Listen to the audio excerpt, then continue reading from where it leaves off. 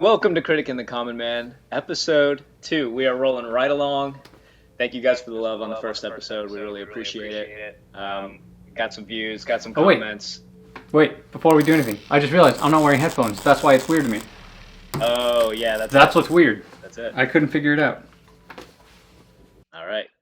Sweet. You ready? Now I am, yeah. Let's cast this thing, dude. All right, here we go. Welcome to episode 2 of Critic and the Common Man. Numero We're a dos. film critic, Chris, and myself, Danny, an opinionated moviegoer, are going to be reviewing some of the content that you guys are watching. Still, while we're all stuck at home, not quite out of the quarantine yet, but I think it's right around the corner. This week, we've got some really fun movies. We did Onward on Disney Plus.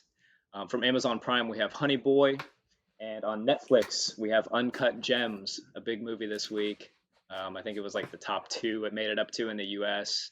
Uncut Gems did? So Really? Wow. yeah, Uncut Gems did. Yeah, it was a popular one. I was excited to watch it. So we're going to start out with Onward. Go into this. As always, this is your spoiler warning. All these podcasts that we do have spoilers. So if you have not seen Onward, Uncut Gems, or Honey Boy, excuse me, click off of this, go watch them now, and then come back. So we'd like to know what you guys think.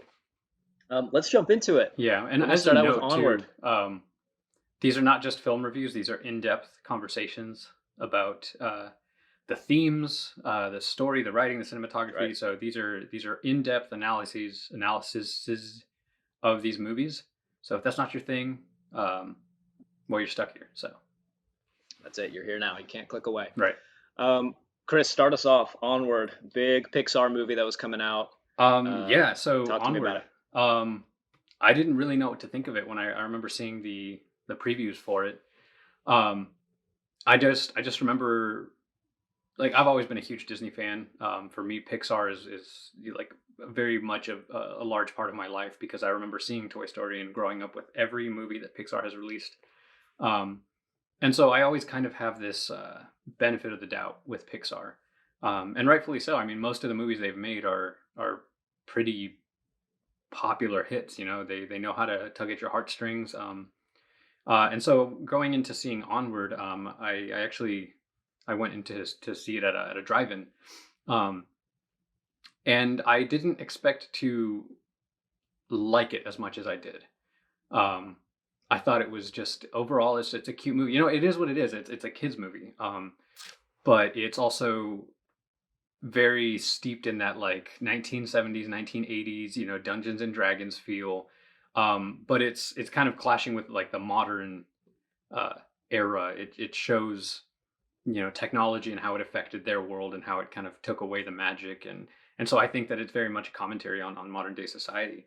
So I thought it was a cute movie. I thought it was, you know, for what it was, where it wasn't Pixar's best movie, but it still had that same warmth that Pixar tends to have. I mean, what did you think about it? Yeah, I agree 100% with what you said. This was a weird movie actually because I think this was the last movie I saw in theaters before the quarantine shut everything Hmm. down. My wife and I went to see this one, and you know, it's funny because I got to stop doing this because I've done this for a lot of movies that I ended up really liking.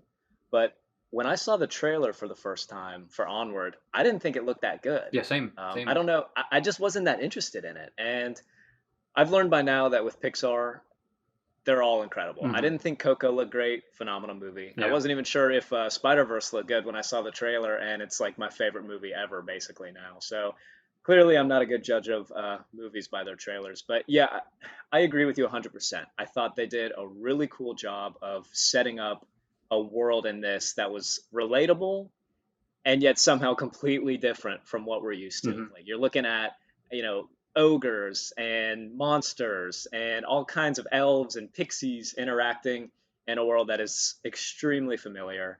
Um, Visually, this movie was incredible. yeah. Great graphics. As I'm watching this, I kind of wonder, are we at the tip of the iceberg as far as animation goes? Like how does animation get better than what we just watched with Onward? I really don't understand it. Yeah.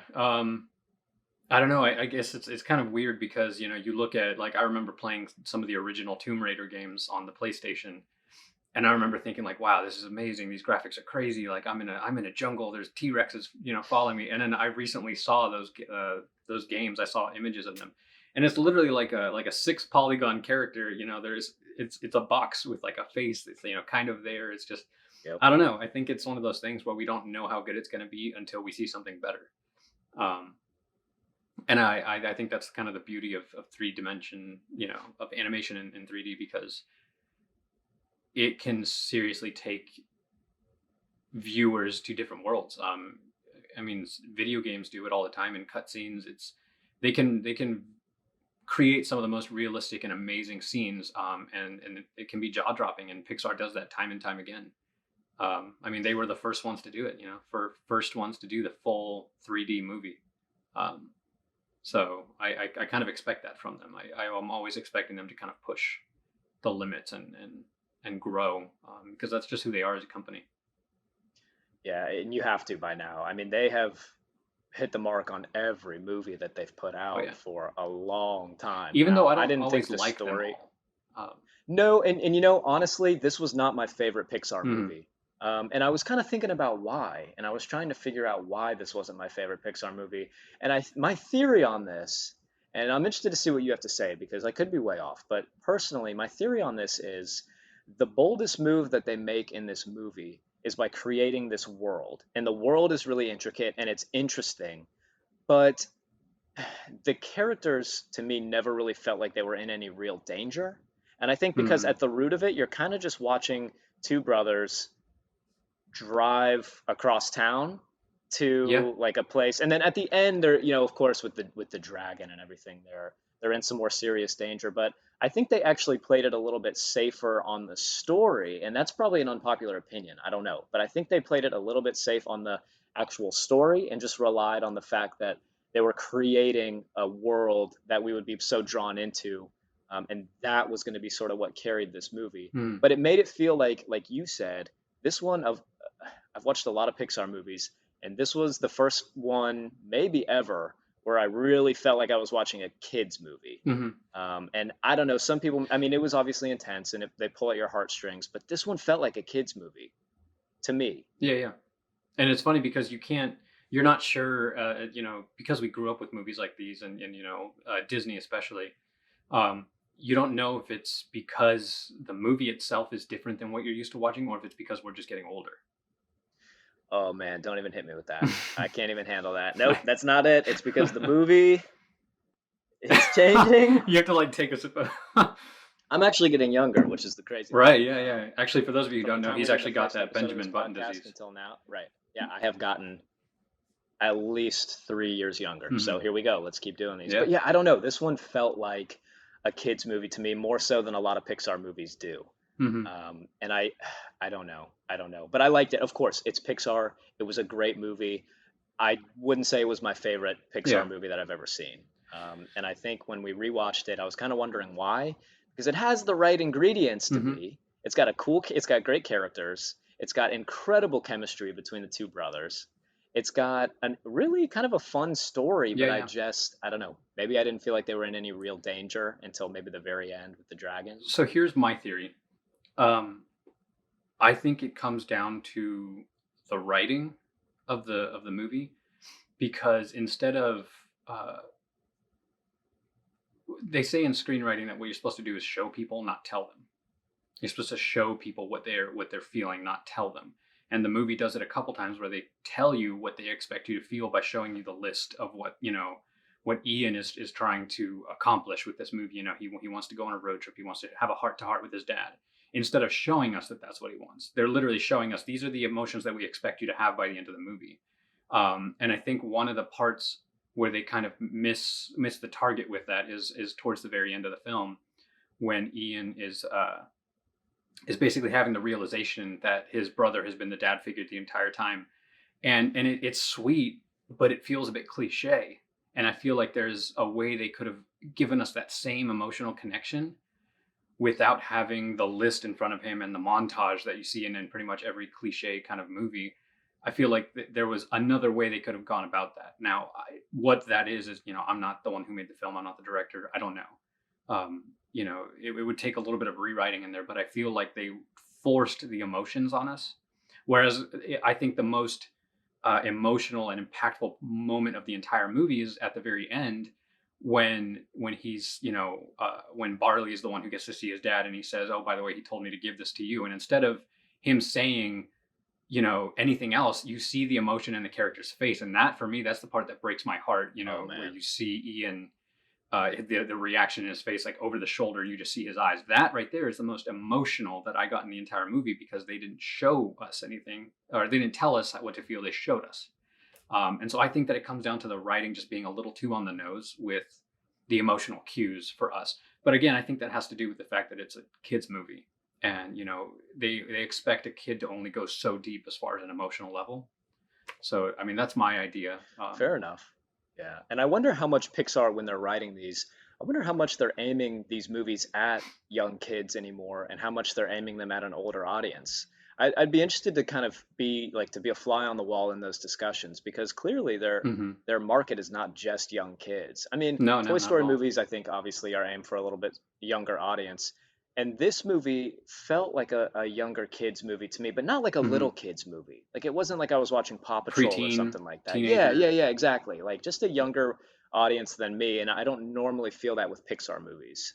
Like I've seen Yeah, a yeah. lot of Pixar movies, and for the most part, I'm really into all of them. And this was a great movie too. I think, unfortunately, a lot of people probably didn't get a chance to see this one in theaters just because the timing of this movie Yeah. coming out and the coronavirus quarantine butted up on each other Well, I mean, so that's why they much. released it so quickly. Yeah, they did, and they put I it on mean, Disney Plus really fast, which is good because no one's going to the theaters now, so it's a good yeah, yeah. strategy to get people in it. But yeah, it's we started off on kind of a negative foot with this movie, and it's just how it is. It's not that I Mhm. didn't like this movie at all. I would watch it again right now. It's a fun movie, I've but seen it so many times. really, I've yeah, seen it so many times. Yeah, yeah, I I would enjoy it, just but it's also I'm a huge Dungeons and Dragons fan. So. yeah, fair enough. So note to the viewers, Chris and I both happen to play D&D. Not only that, we happen to play D&D together. Not only that, Mhm. Chris happens to be our DM. So any D&D fans out there or players, drop a like because we're with you. That was cool. The nod to D&D and this was fun to watch. Um, there was a lot And of it's cool funny because things. it's not just a nod to D&D, it's a nod to the original D&D stuff, Yeah. like from the 70s, like where you have the gelatinous cube. That is straight out of the original Monsters Yep. manual. Um, like that is an OG D&D Yeah. moment. So like I Yeah. was seeing that, and I was losing my mind in the drive-in. I was like, oh, like looking at my girlfriend. You're I was like like, ah, rolling it's a dice gelatinous in your cube. car. Your Yeah, girlfriend's like, yeah, "What are you doing, yeah, dude?" Um, yeah. you know what it may be also, man. I think I had a hard time buying into the fact that a world that was once so rich in magic now has just completely abandoned it. Like I Hmm. don't see a world going from we used to have all this magic and now we just use none of it. I think Yeah, I yeah. have a little bit of a hard time buying into that. Like really, you guys used to be able to fly and you guys used to be able to use like staves and shoot lightning, and now you're just not like now what you can light a light bulb, so you don't do that anymore. Hmm. I'm not. Well, it's funny because it's very much a man versus I would say it's a man versus technology story. Yeah, man versus Um, machine, definitely. yeah, exactly. It's exact. It's archetypal in that Yep. sense. Just like Princess Mononoke, if you ever saw that Studio Ghibli film, Nope, but I know what you're it's talking about, but I haven't basically seen it. okay. Yeah, yeah. Really dark. Really dark. But it's a story about the adventurer who is confronting a society that is stepping away from its roots. And I think that's overall what the story is, but they kind of butter it down just a little bit. Um, and I think that's one of the things that kind of works against it for me, where I think they played a little too much on the childlike essence of it and not enough on. Again, I think you're right. I didn't even think about that, but I think that it is about that there wasn't any real danger to the point where like the dragon wasn't really terrifying. They kind of made it comical, I was which is thinking about fine. that. Yeah. It's fine. It is Pixar, it's Disney, but they've done stuff. One of the greatest moments in Pixar films, I think, and I think the best movie that Pixar has made is Up. Um, Yeah, it's an incredible movie. and they have this moment with what's his name, the old guy, not Carl? no, the other one, the one he looks up to. Oh, the evil guy. The Yeah, yeah, yeah. I don't remember. My wife is like gonna be biting her or pulling her hair out I listening to this. am disappointed in myself right now. It's been a long time, man. I don't remember his name. Charles Muntz. Yep, Charles Muntz. that's it. Yeah. Anyways, where he's telling them the story, he has all of these like helmets with goggles on the shelf, and he's just telling them, one by one, he's knocking these things off the shelf as he's telling them, like how he basically has killed all these other people without saying it in those words, but he says, now my favorite one, and he's holding the goggles out. He's like, a boy coming to South America, for to bring Oh his wife man. home. He's like, I can't wait to see how that ends, and he just drops it, and the look in his face, that's super dark. He's basically saying, I'm gonna kill you. Yeah. But he doesn't say it in so many words, but we as viewers see that, we understand that moment, and we see that tension there. So I feel like Onward could have pushed the limit just a little bit. It could have gotten darker, I think and I so think too. it would have resonated more with people our age. But a 9-year old, a 12-year old, who is just now getting into D&D, since it's blowing up again, this movie is probably awesome to them. Yeah. It was just the right amount of adventure, just the right amount of magic, and the graphics were great. The acting was phenomenal. So I think it resonates more with a younger audience than it does with Yeah. um, you know us. This But movie is all about the characters. You're mhm. following specifically Ian and Barley, the two brothers, and then the, lower half of their dad. But even the mom and the Manticore, how first of all, how badass is that mom? So shout out to Oh her. First of yeah, all, she is an oh yeah, awesome character. And the she's a mighty Manticore is warrior. hilarious too. When she's in that restaurant, the Manticore's Tavern, and she's it's just that to me was an awesome part of that movie because it was so perfectly comical, right? They're talking Yeah, about how it used to be dangerous, and there's the little Cyclops dude blowing on the yeah, soup, and she's trying to fix the karaoke machine. We've all kind of been there, and the yeah, mother yeah, and the Manticore are two awesome characters. A strong female role in that. A yeah. single mother who's raised two, awesome sons. She's killing it. She comes to the rescue at the end. I thought the character development in this movie was phenomenal. Oh Um, yeah, and I worried about it a little bit, because I think we're starting to see, man, we're seeing, first of all, Tom Holland, we're seeing in everything now. oh yeah, He's everywhere. He's everywhere. yeah. And you've He's mentioned it before in our own like totally, conversations. yeah, Yeah, yeah. totally. And he's The Rock. He's Kevin Hart. He's just everywhere. He's in all these movies. And Hmm. Chris Pratt too has shown up in a lot of places. And when I saw that they were going to be the voices, I was like, oh man, like I hope they're picking the right people for the role and not just a big name to try to get people to the theaters. Hmm. And to their credit, Chris Pratt and Tom Holland killed it, I thought, in this movie. Absolutely, they have so much chemistry They together, do. and I don't think I could have pictured anybody else playing Barley than Chris No Pratt. way. Does he? Chris Okay, Pratt has that absurd he's uh, hilarious. flamboyance Yeah. about his character, that I thought was Yeah, like he's like perfect that for him. impenetrable ego, but not ego, impenetrable, like kind of confidence that comes out of seemingly nowhere because it's this goofy dude. In Parks and Rec, they Yeah. kind of mention it. Yeah. He's a puppy. He's ashamed of nothing. Yeah. He's a Labrador that is just wanting to play with everything, and he cannot be. There's no shame in him, so he's willing to just try everything. He's willing to do everything. He'll do any of the character choices, and he sells it 100%. And I think he did great in this film. Delivering all the lines. Yeah. With like that So that bravado. Does Chris Pratt have a younger brother in real life or a younger sibling? I have no I idea. don't know. I don't know, because if he doesn't, then they definitely like rented one for him to practice with before they filmed this movie, because the Yeah. chemistry, and like he feels like a big brother. He feels like Oh he's yeah. your big brother, he's totally looking out for you. He's so patient. It Yeah. was awesome. So character wise, I thought they did a great job. I thought they did a great Yeah. job. I really like the Absolutely. characters. And then what about just visually? I thought this movie was really creative too. Like I Yeah. started picking up on things. The Yeah. The more I watch it. skyscrapers, yeah, the skyscrapers Yeah, as they're I driving are noticed like that too. I noticed castles it the on the last time I top. watched it. Yeah, yeah, you start picking up on that stuff as you watch it. But visually, this was a really cool movie.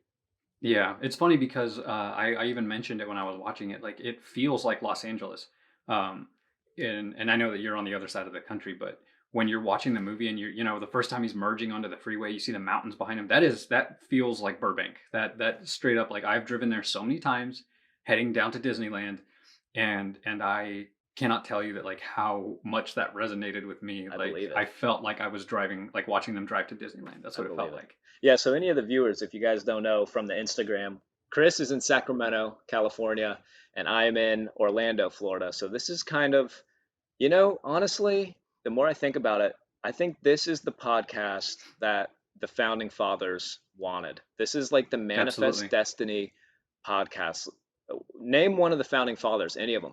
Any of them. Is Benjamin Franklin. Sure. Let's name another one. I'm gonna just go out there on a whim, and I'm just gonna throw a name out there. Andrew Jackson. Was Andrew Jackson a founding father? This is the podcast that Andrew Jackson wanted. I know this for a fact. Thank you, Andrew Jackson. Thank you. This is Yeah. what he wanted. He Um, actually wrote a letter that he was did. not to be opened until 2020. In National Um, Treasure 2, yeah. you can actually see the letter framed. Critic and the Hmm. Common Man, podcast that America needs, signed Andrew Jackson, founding Yeah. father. Ian McKellen talks about it in the Da He Vinci does. Code, He does. in the deleted scene about us starting this He podcast. Yeah. does. Thank you, Andrew Jackson. But yeah, Onward. Look, Onward was phenomenal. It was really good. It wasn't my favorite Pixar No, no. movie, and I think maybe we were saying let's talk about that a little more. The idea that maybe they were never in real danger. I thought this may be a little bit polarizing. I don't know. Maybe that's egotistical to even think. But the dragon at the end, do you think it was the right move for them to make it kind of comical, or do you think they should have made it like Smaug and it's scary? What do you think? I think it could have very much have remained a dragon made from, rocks and things like that, and still have been scary. But the director chose to go with this comical, the face, which was somehow just conveniently placed, the dragon on their skull and the dragon on the face. Um, I don't know. I don't think I, as a director, would have gone that same route because it takes you away from that climactic moment. It removes you from the scene. It makes you feel like everything is going to work out in the end. Like Yeah, it doesn't make it feel like a villain, like a boss. It just kind of feels like, oh, okay, they'll get through this, they'll be fine. And it takes away from the emotional impact of the scene at the end.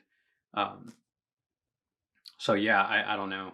he was pretty easy. He seemed pretty easy to defeat. He's got the Yeah. glowing orb, and now it's Pixar, so it's insanely creative. Okay, I mean, Hmm. obviously we'll give credit where credit's due. It's insanely creative. The dragon is made up of pieces of the school, the face being brought in. One thing I noticed the second time watching it, that my wife noticed the first time, I didn't.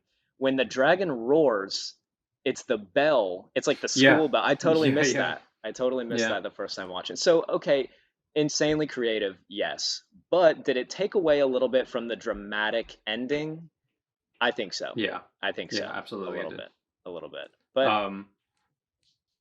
yeah, I liked it. Uh. I liked it. But yeah, like speaking like about the writing, about the characters and all that. Um. Like I was saying, the whole movie itself is really about the past versus the future to the point where like the movie itself, and I don't I tried thinking about how I was going to explain this because it's such a weird sentence, but the movie itself is about Ian trying to meet his father. That's what the movie's about. But it's not about that. It's more about, like, the story is about Ian's, yeah, I don't even know how to get this out. The story is about Ian trying to meet his father, but the movie is about Ian realizing that he doesn't need his father to feel complete, and that's why I think he is not the one that meets him at the end. It's that realization that everything that he felt that he needed, he already had, and he just hadn't realized it yet. Definitely. And I think that's kind of tying back to the whole film itself being about this idea of what the new nuclear family is. It's not necessarily about a mom and a dad and two kids. This movie shows a single mother who is dating, and two brothers who are kind of polar opposites, but this is normal for them. And I think it kind of resonates more with modern audiences, because it. What's up, Marcy? My dog just walked in. Um, I think because the nuclear family has completely changed over time, and so I think this movie resonates more with the younger audiences because of that, because it's showing what really is the norm, for a family. Um, so yeah, I think it was really cool. And then so you mentioned that the mom is such a badass, and I think She very much is. so. To the very Yeah, first she time we is. see her, she's working out. I'm a mighty warrior. Yep. She's So great. I think She's great. yeah, I think that was cool. So did you know the writer for this movie, and I just had to look it up because of course I forgot his name. Dan Scanlon. I don't know if you knew Yeah. this, but that story is based on his own story growing up. So he and his brother lost their father to cancer, and they had like a with, I think that he said it just had him saying a couple words on it, hello, goodbye, kind of thing. And he and Hmm. his brother cherished that, and he said that that was the foundation for where this story came from. So I think maybe that's why it feels so Yeah. real, is because it is in a way. I mean, it's fantasy, of course. They're magic and they're elves, whatever, but it is real. It's a But the real, yeah. emotional, yeah. It's relatable to a lot of people. This is a story about, like you said, the Hmm. new nuclear family. It's not always a perfect two parents, mom, dad, happy kids, white picket fence kind of thing. But this is Right. a story about people who have been through hardship growing up, and they had a strong Hmm. mother character who led their family forward, and they're doing great, and they're moving onward, moving Yeah. onward. So maybe that's kind of the Yeah. a little bit to the title there. But I never made that connection, but I'm just talking. I don't I know if I that. actually think that might be Yeah. what. No, no, that's good. I think that may very well be what, the movies, because like I wrote here, the whole movie really is about that. It's about accepting what you have and moving Yeah. forward. Um, Dude, how great was it that they basically created a character, Guinevere, out of the van? That was Dude, when the awesome. wheel pops Yeah, I know, and and it's it just starts, galloping the towards that rock. galloping and That was a sad moment when you're watching that van, and it's yeah, just yeah, like it a was. hunk of junk, That's but it's not. It's something that Barley had put a bunch of time into, and you're. well, what was your first car? Oh Like man, not no, necessarily the make or anything. I had a Jeep Wrangler that, I mean, the tires were holding onto that thing with tape. It felt like sometimes. I loved Yeah. it though. I loved it. Yeah. Um, See, I drove a stick shift oh Saturn, yeah. 1997. It had over 300,000 miles, and when I finally got rid of it, it's I guarantee you it still would have gone another Yeah, you 50,000. end up with a connection to Uh, things like that. I yeah, completely related absolutely. to that. And on a car note, did you know that Officer Bronco, I don't know if you saw this, but his car was a He was Bronco. driving. Yeah, his Yeah, I car was a totally Bronco. saw that. He was hilarious. Yeah, yeah, What a redeeming moment yeah, at the end where he lets the locks down and slaps his own ass and just starts running forward. That was amazing. That was yeah.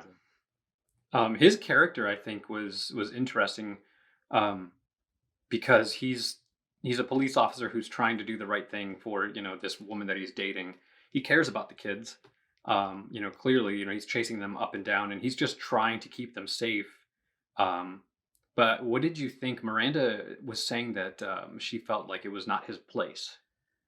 That Mm. he was trying to stop them from going on this adventure. Yeah, he was just trying to look out for him as best as he thought he could, and he's obviously trying to make a Hmm. good impression on their mom, and to try to keep her boys safe because he wants. He's clearly he's a nice guy in the movie. He's trying to be welcomed into Hmm. the family. He's not like it's not like he's Yeah, abusive or anything like that. He's just he doesn't know. He's awkward, and the yeah, kids are at an age where they see through that. They'll cut through that like a knife, that awkwardness. So he can't really hide from that, but. I mean, not his place. I don't know. The mom was calling him and asking for help. So when she asks him to come yeah. in and step in and help, That's then I true. think it becomes his place. And he's a cop. He's a cop, and they're trying to Yeah. return. They're trying to return two lost kids. Now I don't know if Barley is supposed to be. I mean, he's out of high school, so I'm assuming he's supposed to be like technically an adult, right? I guess. He's eight. He has to be at least 18 because I don't know if you noticed, but he has a tattoo on his arm. Oh, true. That's smart.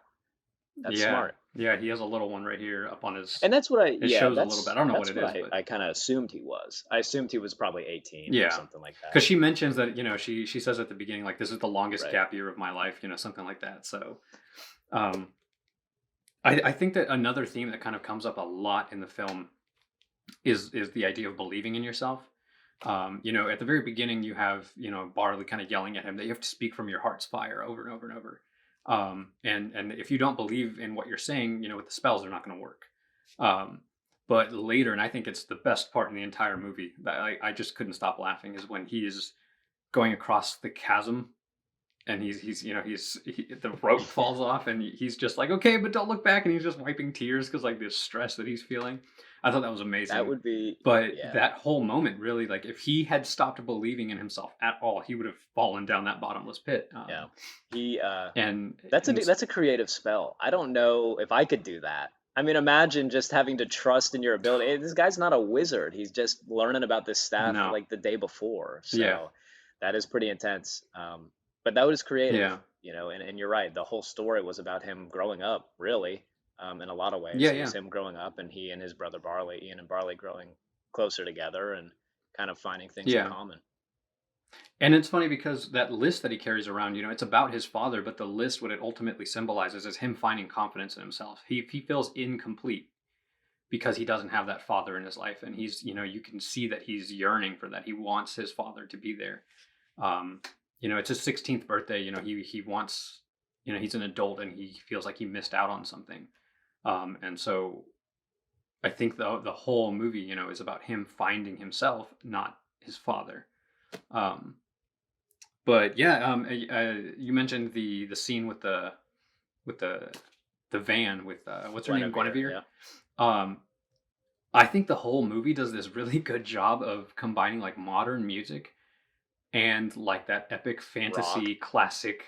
yeah, Yeah, like a rock exactly. Like it's ballad. it's Yeah, yeah, yeah, to the point where you have that like singing woman when when Guinevere is galloping yeah, away, and I just thought it was great. Like overall, and I really like the theme song. It's like a really simple guitar, um, that kind of plays throughout the yep. film, and I think the music did a very good job of kind of helping the film kind of feel more real and connect emotionally where they missed a few parts.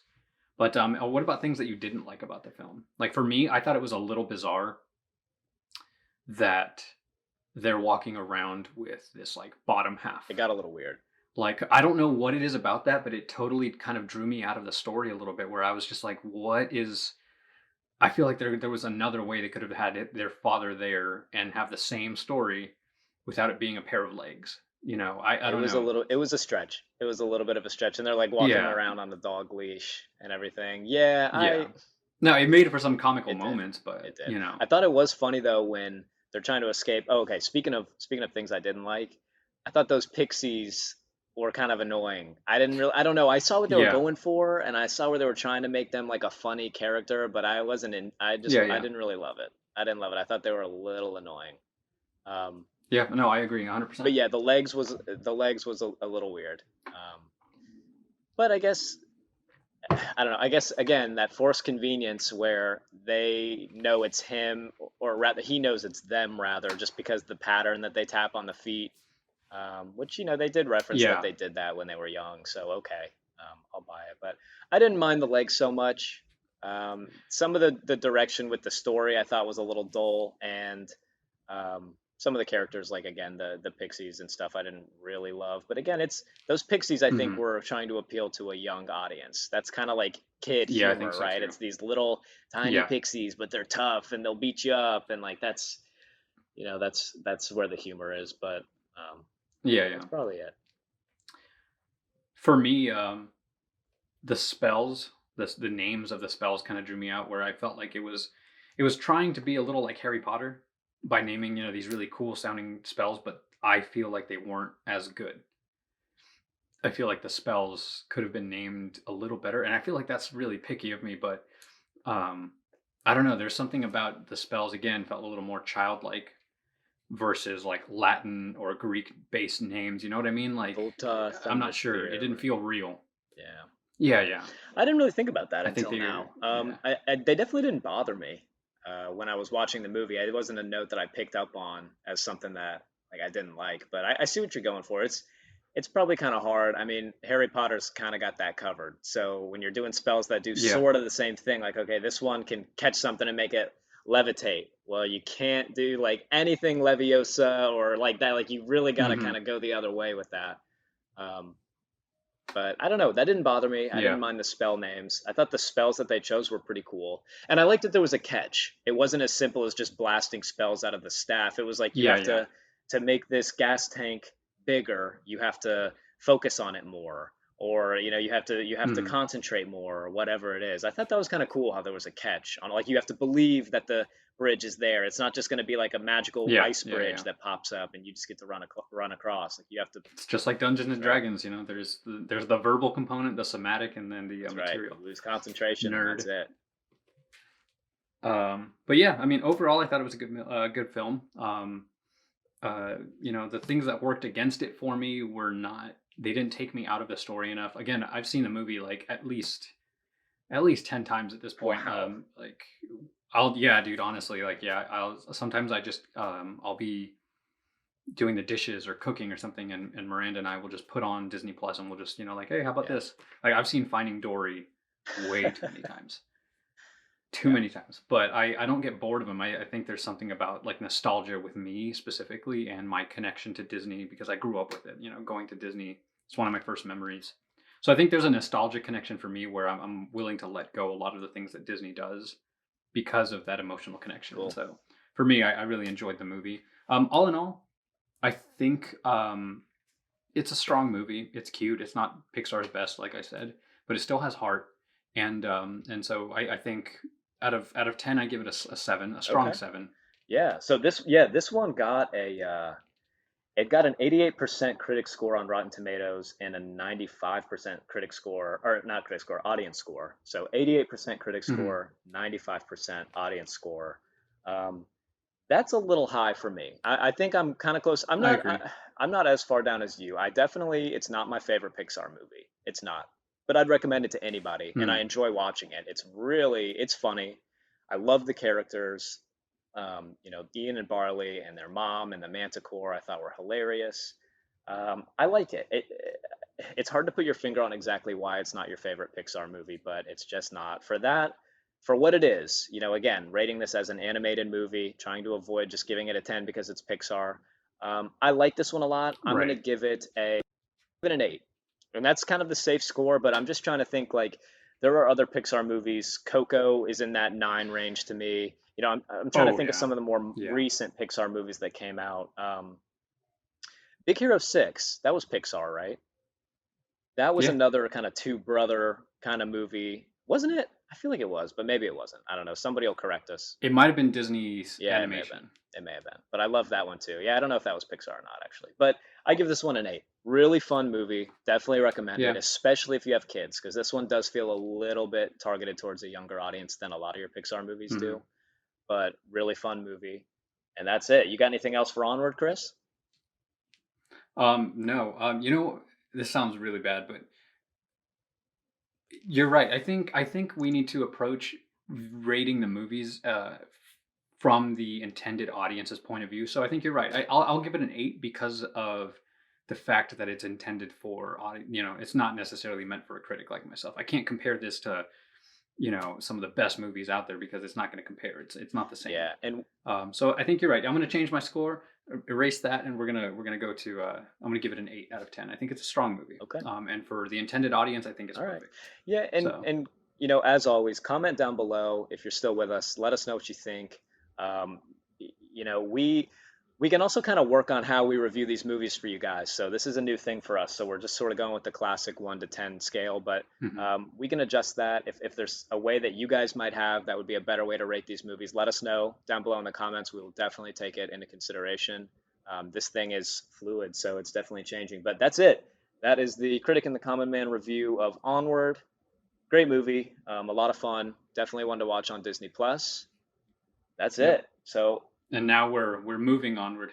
oh my God, unbelievable. Well, that's it. Oh If you're still with us, then yeah. I don't know how, but here we go.